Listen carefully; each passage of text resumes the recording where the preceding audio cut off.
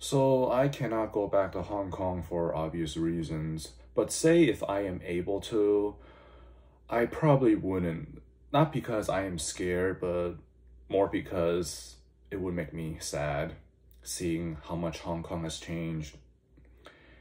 It's just not the Hong Kong that I once grew up in as a kid and the Hong Kong that I once experienced before 2019. After the national security law in 2020, Hong Kong has changed. There is no more one country, two system.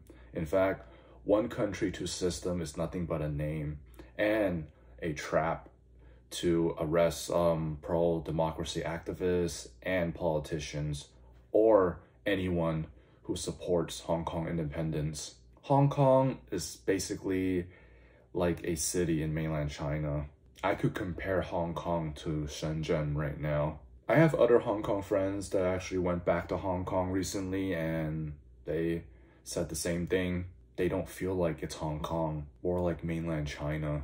Most of my family and friends who are still in Hong Kong actually broke connections with me due to me being a security threat to them. And it's also for my safety as well. The national security law has made things difficult for everybody. However, a small handful of friends do still keep in touch with me, and most recently a friend shared some footage of how Hong Kong is like now, and seeing it makes me feel like, wow, I guess it is safe to say that Hong Kong is China because the national security law basically made Hong Kong into mainland China.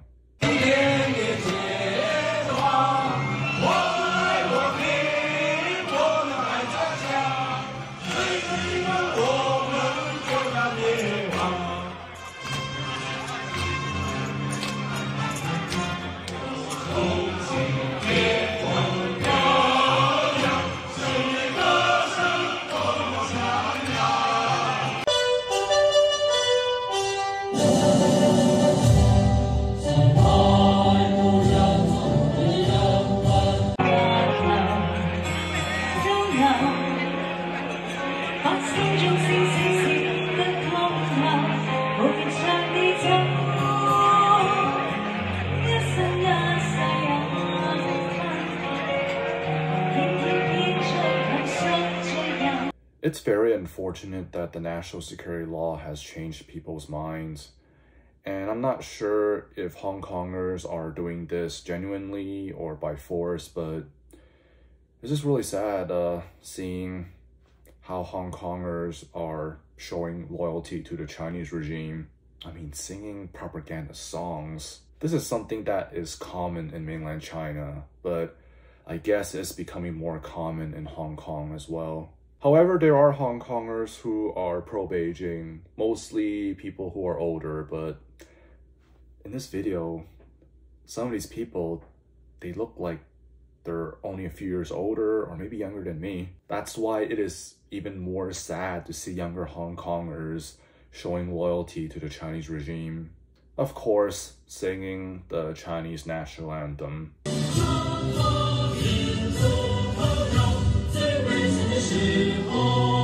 By the way, in Hong Kong, it is illegal to insult the Chinese national anthem. Patriotism, it is something that should be earned, not forced. But this is the definition of patriotism. This is not patriotism at all. Patriotism is loyalty to the country, not to the government. Now, this is communism, forcing people to do something against their will. And if they don't, consequences.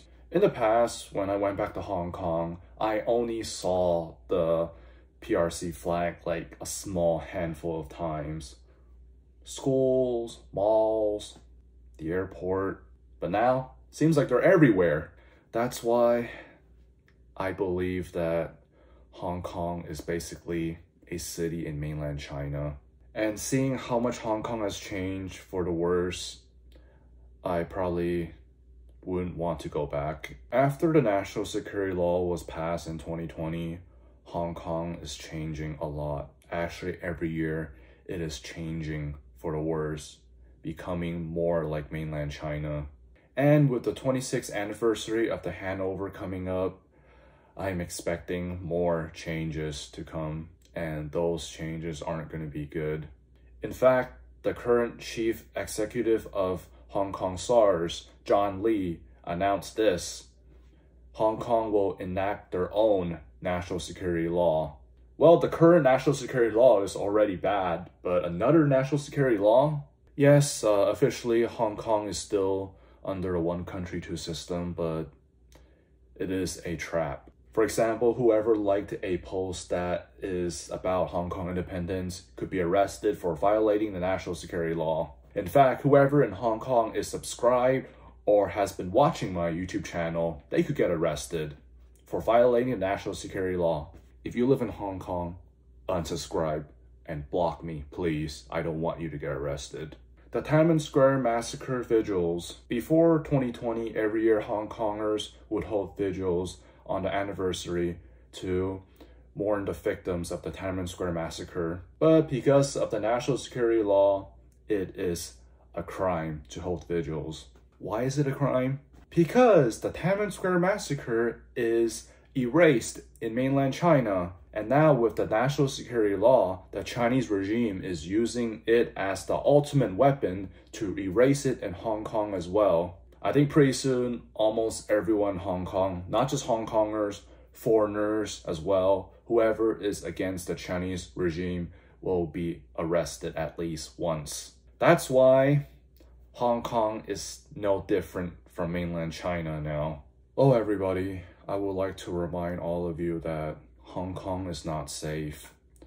After the national security law was passed, Hong Kongers are leaving Hong Kong with no intentions on returning. And the national security law, it doesn't just apply to Hong Kongers, but everybody globally. So don't think this bad boy is going to save you from being arrested for violating national security law. With the national security law, what could you do to stay safe in Hong Kong? Well, don't go to Hong Kong. The Hong Kong that I once knew, the Hong Kong that we all once knew, is gone. The Chinese regime might have changed Hong Kong for the worse, but history will remain. They might erase history in Hong Kong, but outside of Hong Kong, it will never fade away.